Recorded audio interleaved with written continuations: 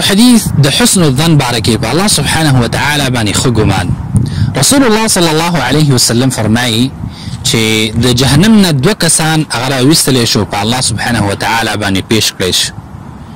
نو کله چې د الله رب العالمین مخې ته رال نو الله سبحانه وتعالى امر وکړ چې دا واپس بیرته جهنم ته داخل کړي.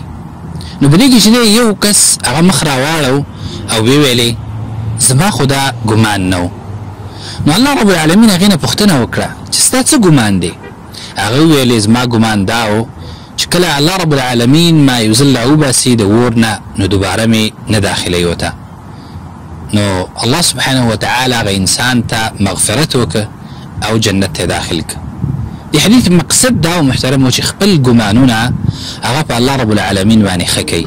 که چېرته ستا ګمان ښه وي په الله رب العالمین باندې نو ستا د ګمان مطابق به الله رب العالمین ستا په حق کې فیصلې کوي.